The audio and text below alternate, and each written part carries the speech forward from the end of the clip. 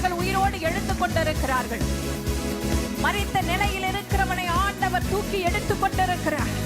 அந்த உயிர்த்தெழுதலின் வல்லமை, உயிர்த்தெழுதலின் மகிமை இன்னும் இறங்கிக் கொண்டிருக்கிறது, இன்னும் இறங்கிக் கொண்டிருக்கிறது. விசுவாசத்தோடு இறங்குகிற வல்லமை, இறங்கிக் கொண்டிருக்கிற வல்லமை இன்னும் என் மேல் அதிகமாக இறங்கும்படியாக தேவன் உங்களை வல்லமையினால் நிரப்பிக் கொண்டிருப்பார் என்று சொன்னால் இன்னும் அதிகமாய் உங்களை நிரப்புவாராக, இன்னும் அதிகமாய் நிரப்புவாராக, இன்னும் அதிகமாய் நிரப்புவாராக. இந்த பாத்திரம் நிரம்பி வழியட்டும். தாவீது சொல்லுகிறார், என் பாத்திரம் நிரம்பி வழிகிறது, என் பாத்திரம் நிரம்பி வழிகிறது.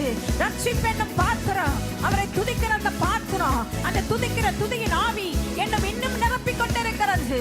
ஒரு துதியின் உடையினால இன்னும் ஆண்டவரை அலங்கரித்துக் கொண்டிருக்கிறார். சாம்பலுக்கு பதிலாக உனக்கு சிங்காரத்தை கொடுக்கிற ஆண்டவர், உன் அழகுக்கு பதிலாக உங்களுக்கு களிப்பை கொடுக்கிற ஆண்டவர். இன்றைக்கே உன்னுடைய மன கவலையை கர்த்தர் மாற்ற முடியும். இன்றைக்கே உன்னுடைய வியாதியை கர்த்தரால தீர்க்க முடியும். இன்றைக்கே உங்க பிரச்சனையை கர்த்தரால மாற்ற முடியும்.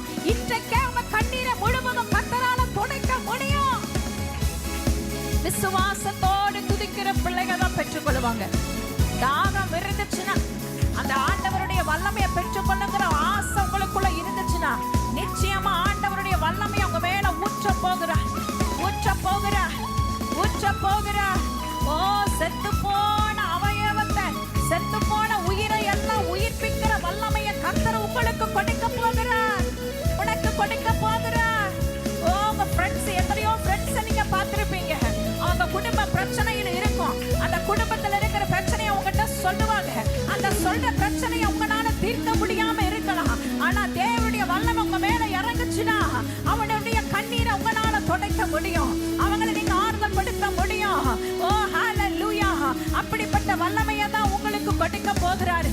அன்பு வாலிப மகனே, கர்த்தர் உனக்கு கொடுக்க போகிறாரு.